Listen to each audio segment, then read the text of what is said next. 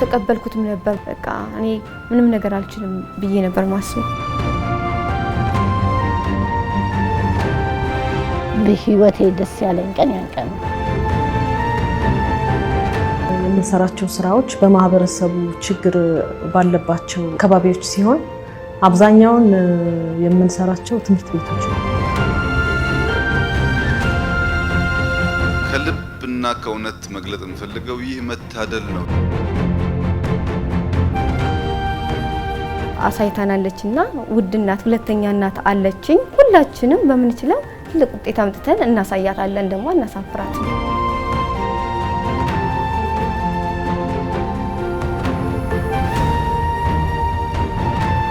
ከእናትም ደግሞ እናት አለ። እናት መሆን ያስፈልጋል። ይሄን ለምን እንደዚህ አይነት ስራዎችን ለመስራት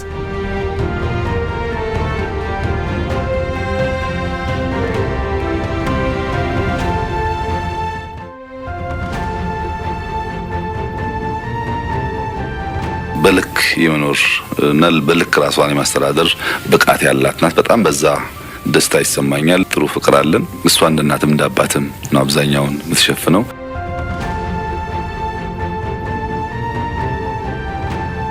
አንዳንድ ጊዜ ስልጣን በታላቅ ግርማ ይገለጣል፣ ሌላ ጊዜ ደግሞ በዝምታና በትህትና። የቀዳማዊት እመቤት ዝናሽ ታያቸው ስብዕና የሚቀዳው ከዚሁ ማንነት ነው። እርሳቸው ለኢትዮጵያና ለወገናቸው ያላቸው ተቆርቋሪነት ከኃላፊነት በላይ ነው። የእናታዊነትና የበጎነት ሰርክ። እናትነት በቤተሰብ አይወሰንም። ለቀዳማዊት እመቤቷ የሀገር እናትነት ማለት የሌሎችን ህመምና ጉድለት መጋራት ነው። በሚኖሩበት አካባቢ ትምህርት ቤት ባለመኖሩ በአስቸጋሪ ጉዞ በርካታ ኪሎ ሜትሮችን አቋርጠው ለሚመጡ ታዳጊዎች ደጃፋቸው በመድረስ በመላው ሀገሪቱ 37 ትምህርት ቤቶችን በመገንባት ለሺዎች ተስፋ ሆነዋል። ቤተሰቤ እዚሁ ናቸው። እናት አባቴ ሁሉም እነሱ ጋር ሆኜ እህት ወንድሞቼ፣ ናፍቆት የለም። ይሄ የቤተሰብ ወጪ የለም። ትምህርት ቤቱና ይሄ ቤቴ ደግሞ 5 ደቂቃ ምናምን ብራራቅ ነው። ይሄ ሁሉ የቤተሰብ ችግር ናፍቆት ብዙ ነገር አስቀርቷል። ኃላፊነት ማለት የተዘነጉትን ማስታወስ ነው። ቀዳማዊት እመቤቷ አይነ ስውራን ተማሪዎች ያሉባቸውን መሰናክሎች ለመቅረፍ እኩል እድል የሚለውን ቃል ወደ ተግባር ቀየሩት። ብርሃን የአይነ ስውራን አዳሪ ትምህርት ቤት ከመላው ኢትዮጵያ የመጡ አይነ ስውራን ታዳጊዎች ውጣ ውረድ የተቀየረበት፣ ብርሃን የታሪካቸው አዲስ ምዕራፍ የሆነበት ትምህርት ቤት ነው።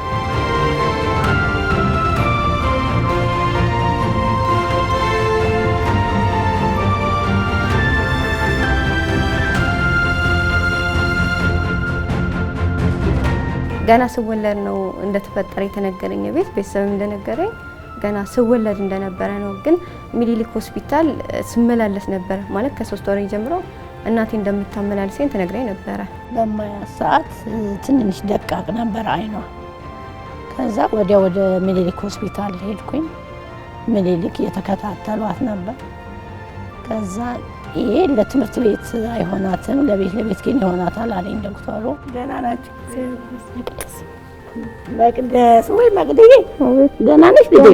እንዴት ነው? ከዛ በኋላ ግን ያው እንደ መደበኛ ያው ትንሽ ማየት ስለምችል ኤርሳቤት የሚባል ትምህርት ቤት ከአይናሞች ጋር ተምሬያለሁ ለትንሽ ጊዜ ማለት ነው።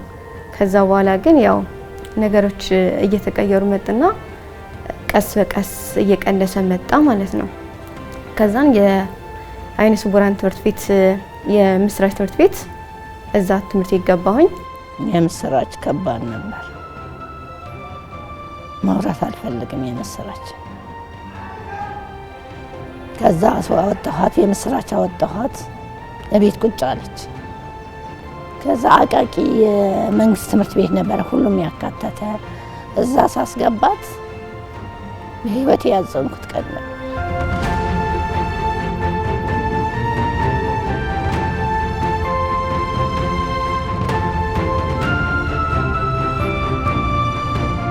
ከ4ኛ ክፍል እስከ 8ኛ ክፍል ገላን አንደኛ ደረጃ ትምህርት ቤት እዛ ተምሬያለሁ ማለት ነው። አይናሞች ጋር ነው የምማረው የነበረው። አይነ ስውር ብዙም የለም ትምህርት ቤቱ።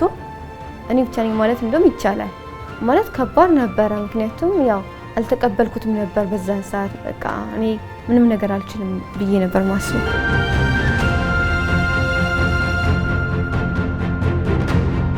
መውሰድ ማምጣቱ አለ።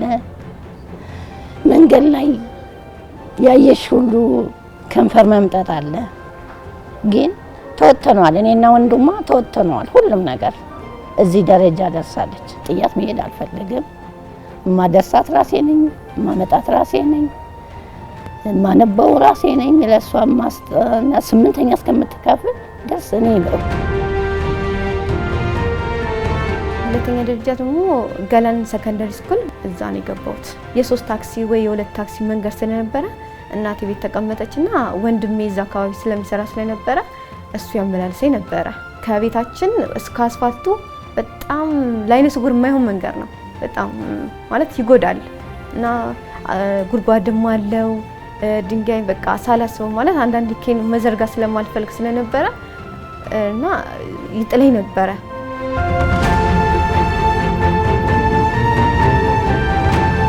የምንሰራቸው ስራዎች በማህበረሰቡ ችግር ባለባቸው አካባቢዎች ሲሆን አብዛኛውን የምንሰራቸው ትምህርት ቤቶች ነው። ህጻናት፣ ሴቶች ወደ ትምህርት ቤት ለመሄድ ወጣቶች ወደ ትምህርት ቤት ለመሄድ በጣም ስለሚቸገሩ ትምህርት ቤቶችን ገንብተናል።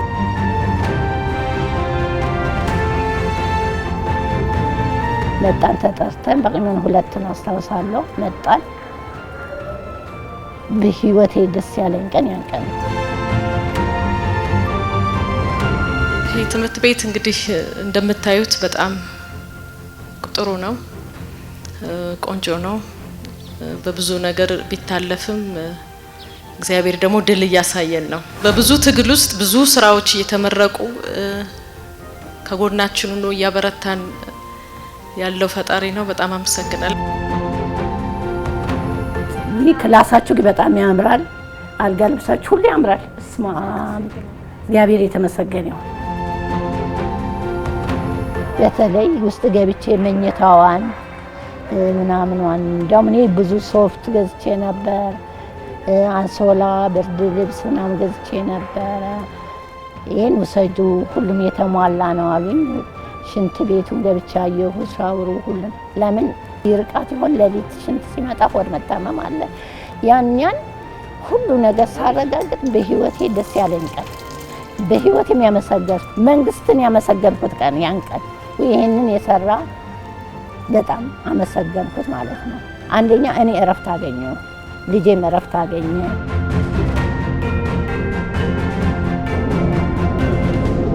በጣም እድለኛ ነኝ።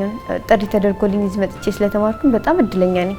በቃ አይነ ስውር የሚገባውን እያንዳንዱ ነገሮች ያገኛል። ከመጽሐፍ ከክላስ በቃ አይሲቲ ክላስ አይናማ ክላስ እያለ በዚህ አጋጣሚ አይሲቲ ክላስ ገብቼ አላውቅም።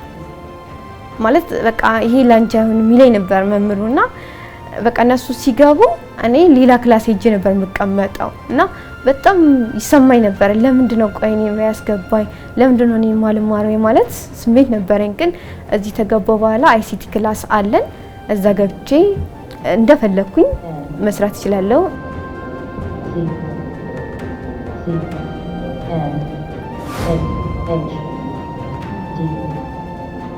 ሀገር የሁሉም ናት አይደል? የሁሉም መሆኗን የሚያሳይ ነው። ኢቭን ማንም ሰው መጥቶ እንደዚህ አይነት ትምህርት ቤት ነው ሲባል ውስጡ የሚሰማው ስሜት የተለየ ነው። እሱ ብቻ አይደለም፣ እሳቸው በዚህ ልክ የሀገር መሪ ሆነው በዚህ ልክ ለዜጎቻቸው እናት ከሆኑ እኛም ውስጣችን የእናትነት የእውነተኛ እናትነትን መንፈስ እንድንላበስ ያደርገናል።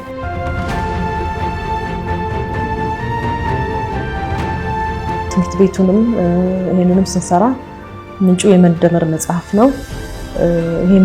ይሄንን አዳሪ ስኩል ልንሰራ ለምሳሌ ያገዙን ሸካ ፋጡማ እንደዚህ አይነት ባለሀብቶች ይረዱናል። ከዛ ነው የምንሰራው።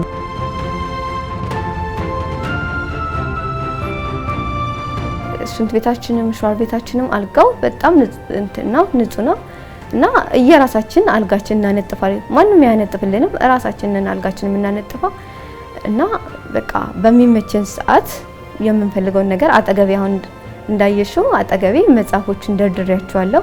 እነሱን በፈለኩበት ሰዓት አነባቸዋለሁ ማለት ነው። የተለያዩ መጽሐፎችን አነባለሁ ወይ ካልሆነ ደግሞ ወደ ላይብረሪ ሄዳለሁ።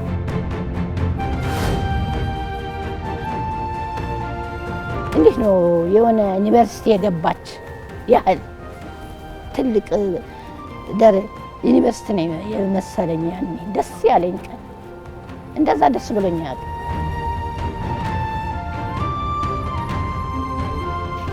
የኛ ግቢ ውስጥ ያሉት ተማሪዎች ብታዩ ከተለያየ ከአራቱም አቅጣጫ ተሰባስበው የመጡት ተማሪዎች ናቸው እና እዚህ ውስጥ የተለያየ ቋንቋዎችን እንለማመዳለን፣ የተለያየ ባህሎችን እንማማራለን። ግቢያችን ትንሿ ኢትዮጵያ ማለት ይቻላል እና እዚህ ግቢ በመማሬ በጣም ደስተኛ ነኝ።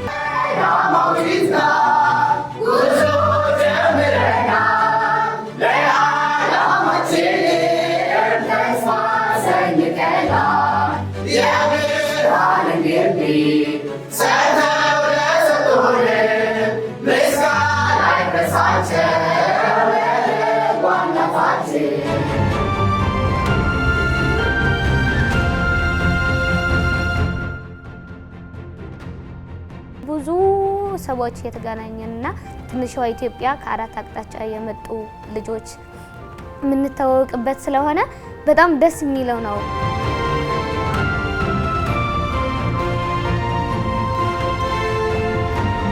የኛ ማህበረሰብ አብዛኛው የአካል ጉዳት ያለባቸው ሰዎች ይችላሉ ብሎ አያስብም። ነገር ግን ምቹ ሁኔታ ከተፈጠረላቸው የማይችሉበት ምንም ምክንያት የለም።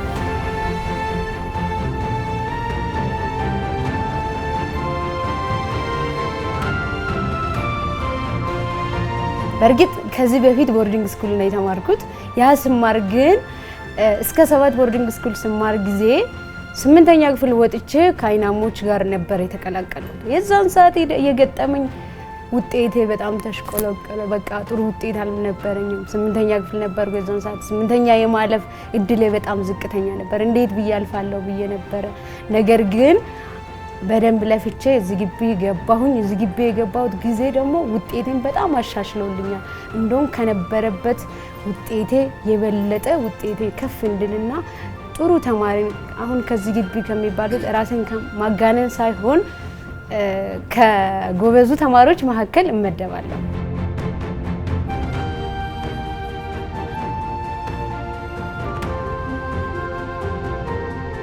በ2017 የ12ኛ ክፍል ከተፈተኑ 57 ተማሪዎቻችን 56ቱ ዩኒቨርሲቲ በመግባት በሀገር አቀፍ ደረጃ ከፍተኛ የማሳለፍ ምጣኔ ካላቸው ትምህርት ቤቶች ተርታ እንዲመደቡ ሆኗል።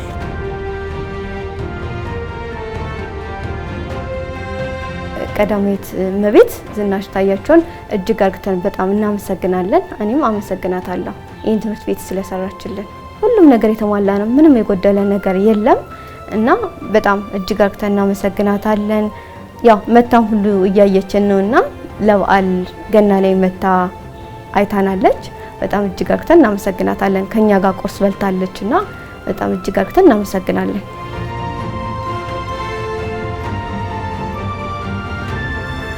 የእሳቸው ክትትል እውነት ለመናገር ከሆነ በጣም የጠበቀ ነው። ከአልባሳት ከሚደረጉ ድጋፎች፣ የክሊኒኩን ለማሟላት የሲቢሲ ማሽን፣ የብሬል ፕሪንት ለማድረግ ኢምቦሰር ማሽን፣ የሙዚቃ መሳሪያዎች፣ ከነዛ በተጨማሪ ደግሞ ልጆቼ ልብስ እንዳያጡ በሚል አልባሳት 3-4 ቅያሬ አልባሳት ለተማሪዎች እንዲሰጣቸው ተደርጓል። ጫማዎች ተሰጥቷቸዋል። የቀዳማዊት እመቤቷ ኃላፊነት ከትምህርት ቤት ግንባታ አልፎ ማዕድ ማጋራት ላይ ይደርሳል። ማዕዱ ከገበታው እንዳይጠፋ ደግሞ 14 የዳቦ ፋብሪካዎች ተገንብተዋል።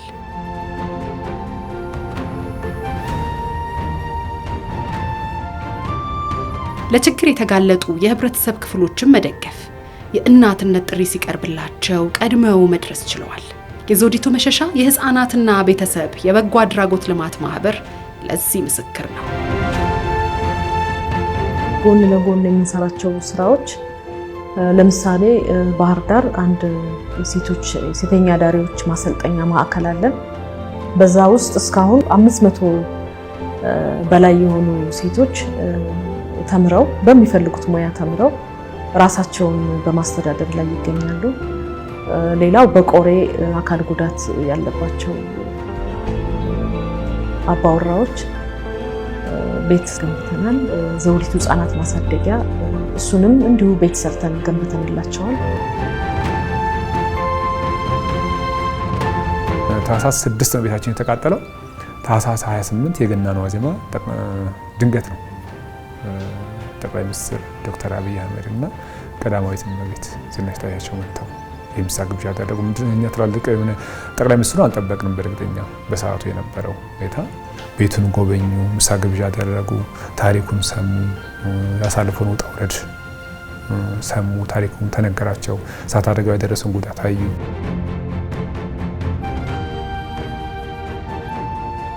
ከዛ ከ6 ወር በኋላ ያው ንው ቁልፍ ተረከቡ ቤት ተሰርቶላችኋል ተብለን ይህን ቦታ ጫካ ነበረ።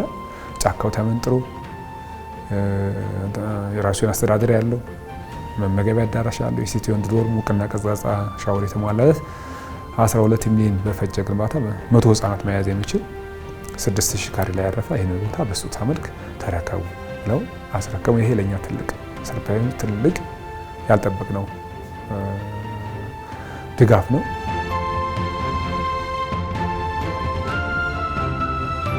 እኛ ስናድግ ይሄ ሙቅና ቀዝቃዛ ሻወር፣ ይሄ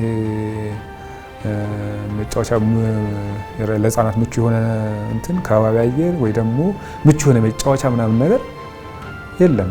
ያው ማንም ኢትዮጵያዊ እንደሚያድግ ወይ ደግሞ እንደሚኖረው ተቸግረን ነው። አሁን ላይ ለልጆች ቢያንስ ምቹ ነገር አላቸው። እኛ ያላገኘነው ነገር አሁን ያሉ ህፃናቶች በደንብ አግኝተዋል።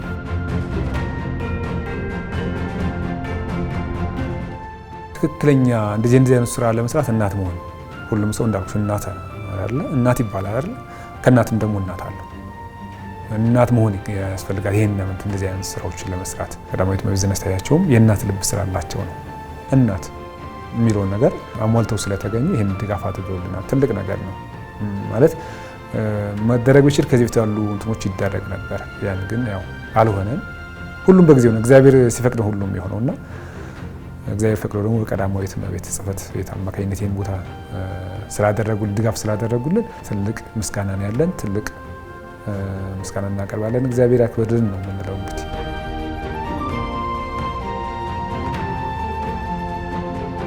ሁለት እናት ነው ያለኝ። ያው የወለደች እናትም አለችኝ። ያው ግን የበለጠ ደግሞ ይህን ትምህርት ቤት በቃ አይነ ስውራኖችን ላይክ አሳይታናለች እና ውድ እናት ሁለተኛ እናት አለችኝ። በምንችለው ሁላችንም በምንችለው ትልቅ ውጤት አምጥተን እናሳያታለን። ደግሞ እናሳፍራትም።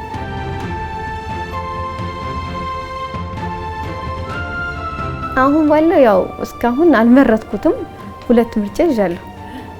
ወይ ወደ ጋዜጠኛ ወይ ወደ ሕግ ሄዳለሁ።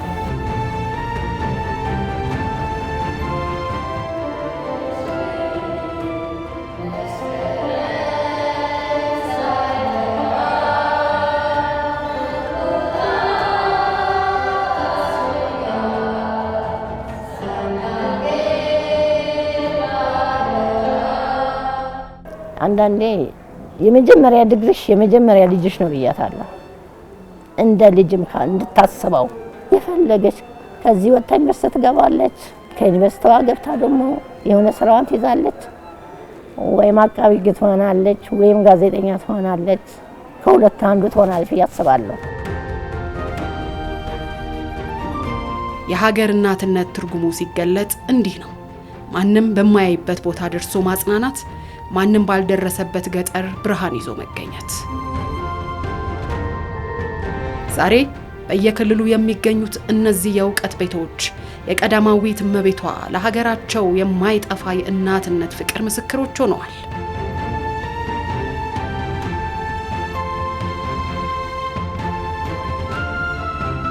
በስራ ውስጥ ደከመን ሰለችን ሳይሉ በስራ ውስጥ ላገዙ ወገኖች በሙሉ ማመስገን እወዳለሁ። በትልቁ ግን ማመስገን የምፈልገው አስጀምሮ ያስጨረሰን ማስጀመርም ማስጨረስን የሚያከናውን እግዚአብሔር ነው። ማመስገን የምፈልገው እግዚአብሔር ነው።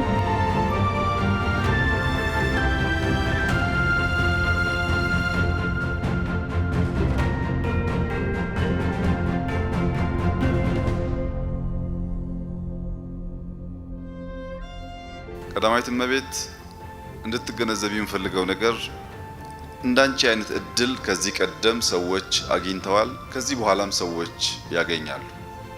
እድል ነው የተሰጠው። ትምህርት ቤት የተገነባው ገንዘብ ስላለ አይደለም። የተገነባው በቂ ድጋፍ ስላለ አይደለም። በየቦታው በርካታ ጭቅጭቆች አሉ።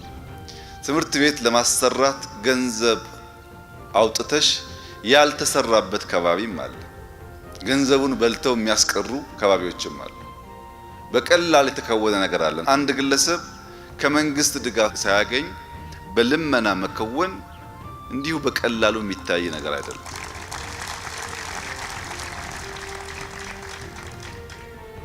ከልብና ከእውነት መግለጥ እንፈልገው ይህ መታደል ነው። ይህ መታደል እንዳይወሰድብሽ እንዳይወሰድብን ነው አደራ ማለት እንፈልገው። የተገኘውን ነገር ሁሉ ከልብ ድሃን ለመርዳት፣ ዳቦ ቤት ለመስራት፣ ቤት ለመገንባት፣ ትምህርት ቤት ለመገንባት ማዋል ስንቅ ነው። ይህንን ስንቅ ተጠናክሮ እንዲቀጥል እንድታበዢ፣ እንድትጨምሪ፣ እንድታስፋፊ አደራ ማለት ትፈልጋለሁ።